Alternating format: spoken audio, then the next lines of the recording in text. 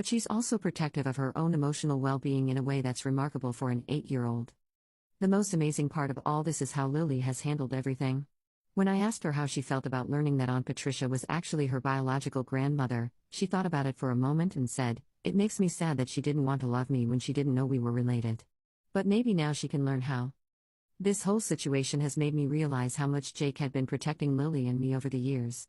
He'd been quietly documenting every slight, every cold interaction, every time Lily was excluded or made to feel less than. He'd been building relationships with Lily's biological family on her mother's side, ensuring she had connections to her heritage and her story. Most importantly, he'd been preparing for the day when Lily would be old enough to understand the full truth about her adoption and her place in our extended family. He wanted her to have all the information, all the connections, and all the power to make her own decisions about relationships. The letter Lily gave to Patricia wasn't just from her. Jake had helped her write it, but the sentiments were entirely Lily's. She'd been asking questions about why some family members seemed less interested in her, and Jake had been helping her process those feelings while preparing for this moment. But here's the most satisfying part of this whole revenge story: it wasn't really about revenge at all. It was about truth, dignity, and giving Lily the power to control her own narrative. Patricia's lie about Marcus being a war hero was exposed, but not out of malice. It was exposed because Lily deserved to know the truth about her biological father. Carol's coldness toward Lily was called out, but through Lily's own words about forgiveness and love. The most devastating parts of Jake's revelation weren't the accusations or the evidence, they were Lily's letters, her drawings, her simple statements about family and love.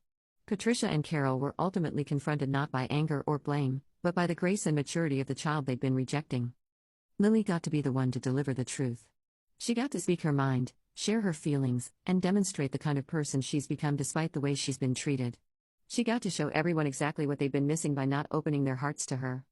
We're now planning to spend Lily's upcoming birthday with her biological grandmother on her mother's side, something we've been doing privately for years but are now open about. Lily is excited to share her two families with each other and to help everyone understand that love doesn't have limits.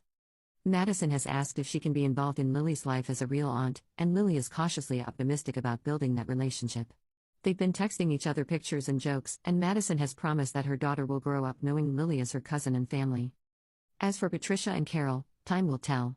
Lily has said she's willing to give them chances to learn how to love better, but she's also clear about her boundaries. She told me yesterday, "I don't need them to love me to know I'm lovable, but I hope they figure it out because it would be nice." Jake continues to amaze me daily.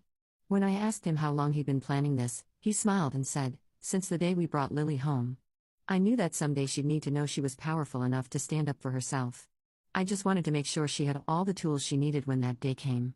What I didn't expect was how far-reaching the consequences of that day would be. Within a week, I started receiving